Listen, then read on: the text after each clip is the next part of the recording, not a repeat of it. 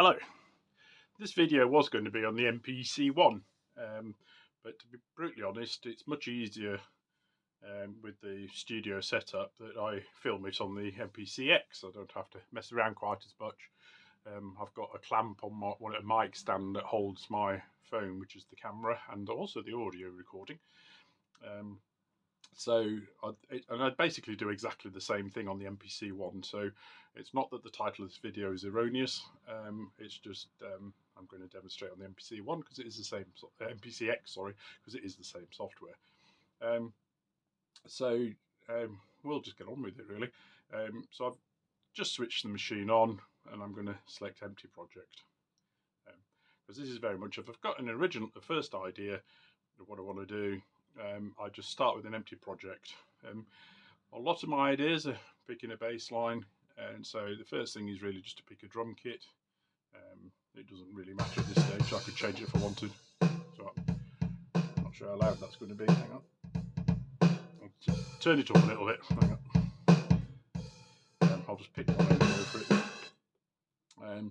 I usually have some idea. If I have a bass line idea, I usually have some idea what sort of drum kit, because if it's a bit more of a funky bass guitar typey sound, I want a more audio acoustic drum kit, or real if you want to drum kit.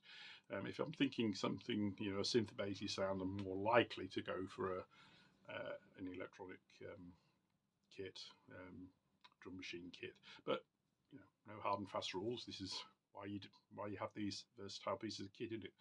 So we're on the first one.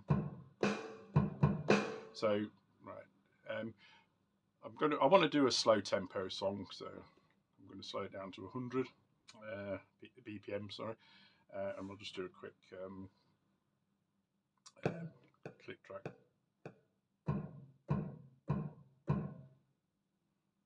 I'm only going to do one bar. I know I said two there, but we'll talk more about quantization shortly, but chances are that's correct, because it was on the 16th, and I'm usually good enough to be on the 16th. Yes, I'm spot on my. You can see I'm spot on my kick drums. So that's going to be my timer for my bass line. So now we want the bass sound. I can't remember what sort of kit I click now, but we want to find a bass sound now. So browser, you could go in the expansions, and you see this is all my expansions. Essential synth bass. Let's go through some of them. Oh, I like that one. Oh, let's have that one.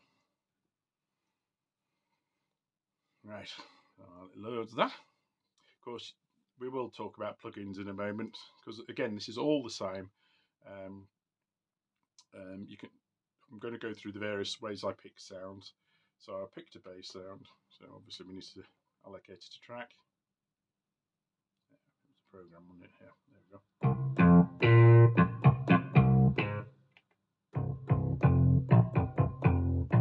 Oh yeah, cool.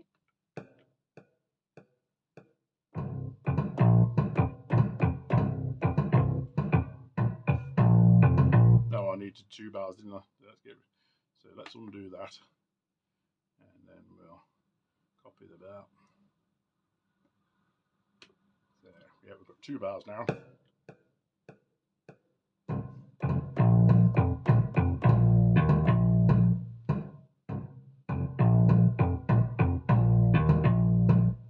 Timing's not quite right there.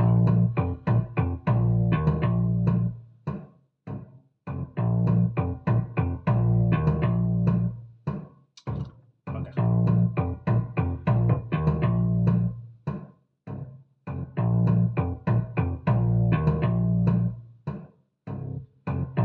So just making that first note longer, that's why you couldn't really hear it. So I've just made that first. This is where I use the step sequencer a lot.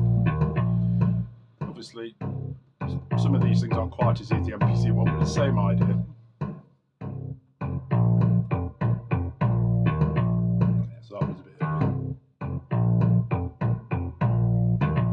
Yeah, I was too. Right, so most of my projects I do on 32nd rather than 16th to give me a bit more control, especially when it comes to melodic work. You don't need to be bang on the timing, and it can sound a hell of a lot better if it isn't actually. it's true with bass lines as well to a large degree.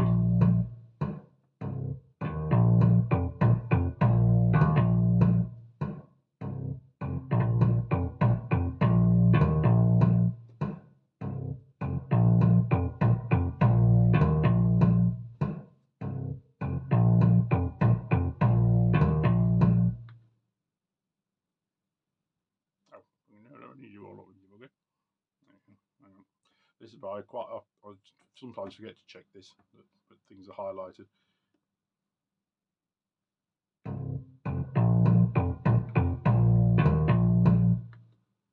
It's a bit too loud now. That one here.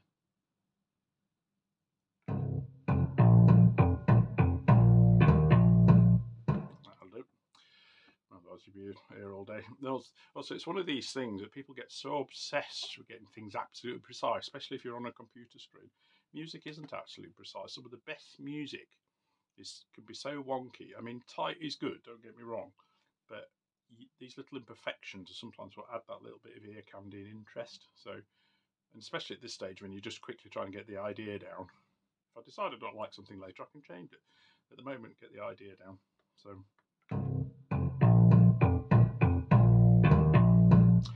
Okay, so that's that basic. So I fancy some strings with that actually. So track 3, plug in strings.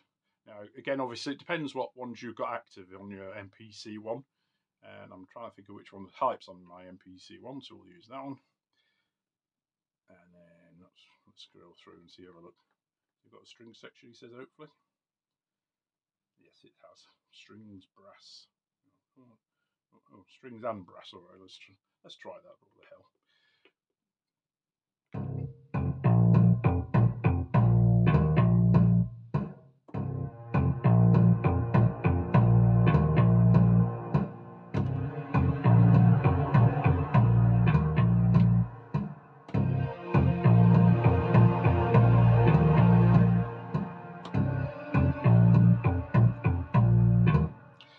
If I'd have thought about it before I started the video, I would have actually turned on my external keyboard. I have one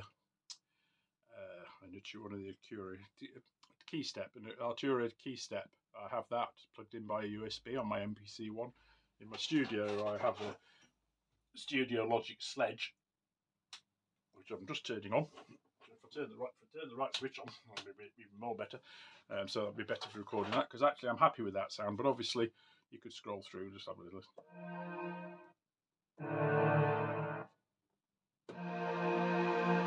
Actually, we might try that one.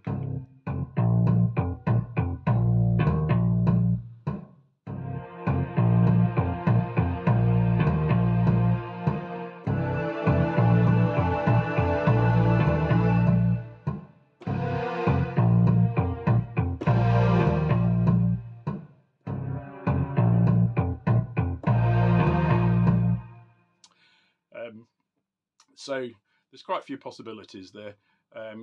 Obviously, the keyboard makes it easier to play regular chords, but I actually quite like to do the pads sometimes just to get out of your, you tend to get into normal habits. Like I have to watch myself from using D minor quite a lot. For some reason, I like D minor, especially D minor up to D major, where you just move your middle finger up from the black key onto the white key. It's and yes, don't ask me what they are without me looking at the keyboard. I can't remember. So there's certain habits. It's not wrong, and they can sound very different with different sounds, and also sound very different within the context of the song. But it's just good to push. Stop yourself getting into too many little habits that mean that potentially you could come sounding the same or not trigger much interest for the listener if they listen to a lot of your music. So. So anyway, we're going to record that now. We've got 2 bars. I might make that 4 for the for after the for making a longer string sequence. Oh, I thought I had 2 bars on. Hang on. Sorry. Yeah, that's not going to work now, is it? So undo. Let's check that's undone. Done. Yeah. So, bars. So there you go. After bar 2, copies 1 replaced. There we go. Don't know what I did wrong last time. Right, there you go. So I've now got 4 bars. Just check we're going to play the strings. Yeah, okay.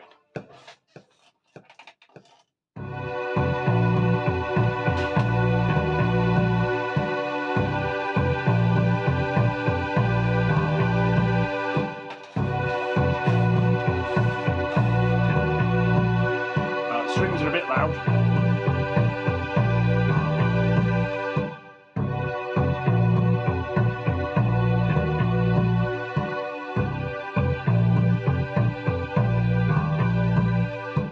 Again, I'm going to stop that because being strings are always loud in a mix if you haven't noticed. Excuse me. Just check I didn't record that. No, I didn't. Yeah, because you see that I didn't. Oh, of course it's green. If I'd have had that red light on, it would have actually recorded those volume changes in the sequence. But sorry, this is because I'm trying to do it at the same time as talking about it, and it just make it all different. Anyway, so yeah, so strings are quite loud, or can be quite loud in the mix, or quite often quite loud in the mix. And again, I'm not trying to get the mix perfect at the moment. This is getting into perfections is when you limit creativity. You need to get the idea down, and you can tweak to your heart's content later. And also perfection, I find as well, you tend to never actually finish anything. You get some people that are really anal about. They'll put rude comments on when you've written a song or something. It's like, I really don't care if a snare drum's a bit quiet in the chorus or something like that. As long as you're happy with the piece of music overall, get it out there, get some feedback on it, and you can ignore the feedback you think's rubbish. If somebody says, right, bass lines from, Blue Monday or something, well, yes. I think I'd realise if it was from Blue Monday, but, not use it, but, you get more constructive feedback and stuff. It's actually quite heartening that somebody's listened to it and felt strongly enough about it to feedback about it. Years and years ago, I had a CD reviewed in a national magazine in the UK, and they were quite scathing because it was due to flute lead sound. I thought, well, they'd actually listened to it, which is quite good. But it was like, well, the flute's a lovely sound, but there was no constructive thing about the mix or why I'd use that sound in the context of the song or anything like that. It was just, flute, there's a flute on it. It's just totally pointless. And I actually stopped buying that magazine because, I thought, well, if you say that about my music, what's he saying about other people's music that doesn't, that I potentially would actually be really interested in, but he's just not made a useful comment about the style of the music, what the music's like, or, the evolution of anything. So I just gave up on them. But, I won't go on too much about the British music press. They've all died a death now in the internet age anyway. So anyway, sorry, this isn't helping, is it, with what we're talking about?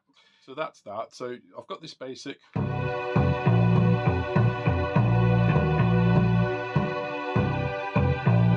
And you notice that I don't mess with trying to get the snare right or anything like that. Because what I'm thinking now is I really want the lead line to go with it as well. So let's have a look for something else on the lead line. So what I do is we've done expansions. So if we go to places, and you see here internal, which I avoid using on the MPC1 and on the X. So that's an SD card. That's great for moving stuff onto the computer or onto the MPCX or vice versa. And that's indeed quite a lot of projects I started on the MPC1 and then I've moved them onto the X to finish them off. And that's I usually do that by the SD card. And then my X is this external drive I have on the X. And then, strangely enough, the external drive I have on the MPC1 is called 1X, as in EXT. So it's easy to tell, because sometimes, again, I'll just bring the external drive from the 1 and plug it into the X. In fact, I actually did that this morning to do something which I can't even remember what it was now. I think I'd got some new sample drum kits, and I put them onto that from the computer, and then just brought the computer to the studio. Brought the external drive to the studio to transfer the samples into the X. That's what it was. Anyway, What I was doing now. Oh yeah, so I'm looking for a lead sound now. So on my external drive, you can see Buccaneers is a folder for the stuff I do with a guy I'm mates friends with Australia, and we've done quite a lot of songs together now. We're on our second album on Bandcamp, and it's been great fun in the last couple of years, 2 or 3 years actually, I think, of my musical journey. So completed projects, that's where I store any song that's finished. Current projects, so these are all ideas I've started. So all this, you can see that's the project, and then that's the folder with all the project data in it. And so and I try to give them a name that means something to me. I don't always, but sometimes it could even be the name of the preset if I've used one of my synths or something like that, because it helps remind me of the synth. And I do write information down. I do have a fairly standard way of, track 1 is this, track 2 is this, and track 3 is the drums or whatever. And then obviously the piece of paper has got the project name on the top of it. The drum emulator one is actually a project I left for a while, or have left for a while, because I was actually I've got the drum emulator drum kit samples, and I always really liked the drum emulator. I was going to buy one, but I got a shitty salesperson at a trade show once, so I didn't bother. It just put me off, because it was pretty expensive at the time, and I was saving up for it. And this guy was an arse, so I didn't. I bought the Korg Triple D1 instead. And actually, I love that drum machine too. But the drum emulator signs I've always liked, and I was using them on loads and loads of songs. And so I made myself stop, which is why that one's not finished. Is because I thought, I really need to do some different drums. But if it's motivates you, get on with it. And also, most people won't even notice you use the same drum sounds, I bet you. And of course, acoustic drummers use the same sounds all the time. So, but, you just have to go with your feelings. Your feelings about your creative work are not wrong. You just do what you think at the time. So I mean, you can see there's literally. Oops, sorry. So there's obviously some samples there as well. There's literally hundreds of them. Some of these are projects I've started on the MPC1 before I bought the X, and then I've transferred them over, and they've just sat here at the moment. And some of them are because I haven't come back to them. Reaper 1 is because I'm using some double bass samples I really like. I've forgotten who they were made by now. It might be MPCsamples.com. I think that's where they came from. But I really like these double bass samples, and again, I use them on quite a few songs, and I had to make myself not do. Saturday is actually a completed project, interestingly. So it probably means I've saved it in the other folder, because one of the big things I'd always say to you, because you never know, you can have these accidents, is I actually save it in the completed folder, and then double check it's there, and then I delete it out of this folder. That's how I move it from current projects to completed projects folder. Oops, sorry, got more sounds available again. So you can see soft guitar, so that's telling me the main sound in that project is a soft guitar, and so on. I don't want to accidentally load one of these, so I'm going to go out of that. So there's all my drums are in that one. Expansions, that's my expansions folder that you see on the expansions button, whatever you want to call it, on the top of the screen there. Guitars and bass. Instruments, so that is like everything from pianos, orchestral instruments, whatever else, and it's samples obviously. Keyboards is actually other synths. So actually could look in there for a lead line, couldn't we? We'll just have a quick look down. Percussion, that's this RSKT's sample bank. That's got a bazillion drum samples and various other things in it. Synths is a folder for the MPCs, for those of you that don't know, that actually holds things to, not the plugins, but like the effects and things. It's got the effects in it, for various other bits like that. Sorry, I'm not going to get more detailed than that at this time. And then vocals is literally vocal samples. I am looking at how I can go around finding a female singer without them trying to think I'm being sleazy. But I'd love to do some work with a female singer. I've written to one lady on YouTube, and I've contacted a couple of local musicians that have got music on YouTube and stuff, and just asked. If you don't ask, you don't get. But I doubt it'll come to anything, but you never know.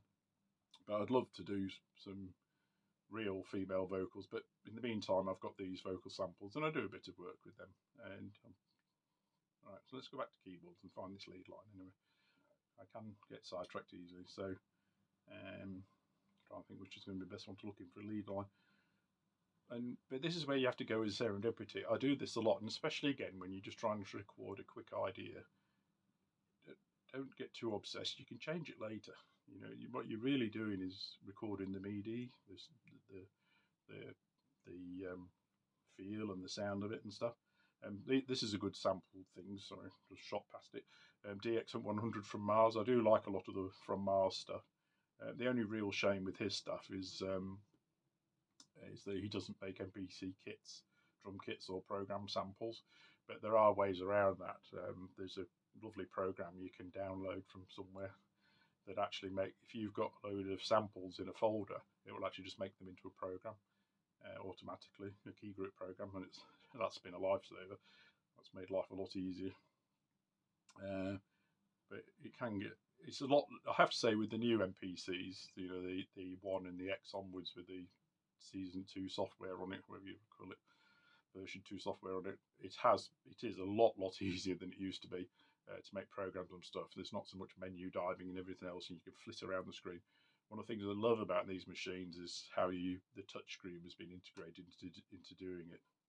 It's just excellent. Oh, shall we try a Prophet one? Let's have a look at a Prophet. I'm trying to think what's in here. Loads of basses.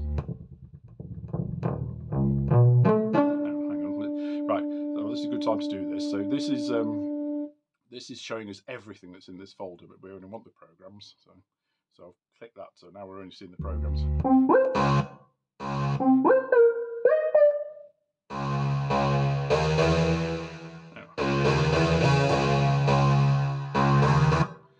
Not sure that'll go with the string sound.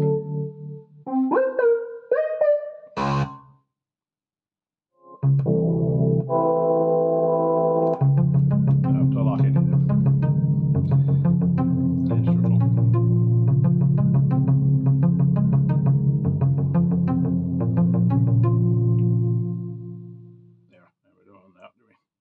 Wasn't sure what that was, which is why I went in there.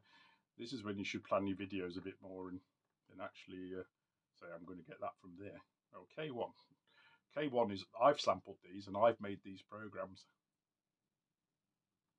Yeah, so it's not going to let me pick one of them. I think well, they are ours I've used in a song. Hang on, if we're going to samples, it might. There we go.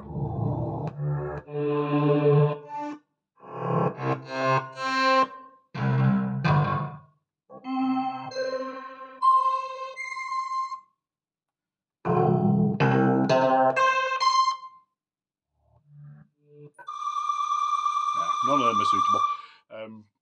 So yeah, those I did myself because I've got a K1 version 2, but when I rearranged my studio summer of 2024,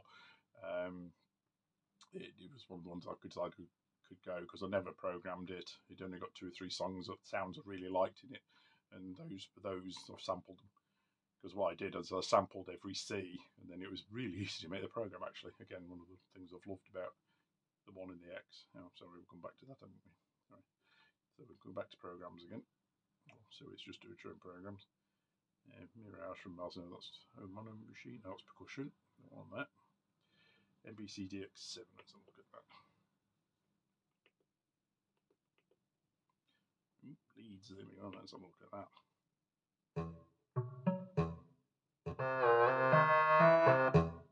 Now, one of the big things with the lead sound, sorry,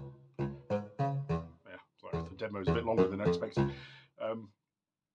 One of the things with the lead sound is you want a sustain or a staccato. So if you want to sustain it on that, is it suitable? Oh, let's have fluty. Just saying about the guy that criticised me for using a flute lead line. Go. Oh, let's see how it sounds with it.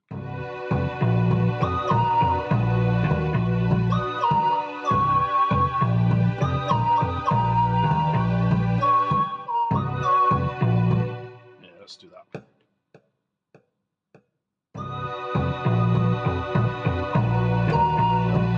Look that up, didn't I?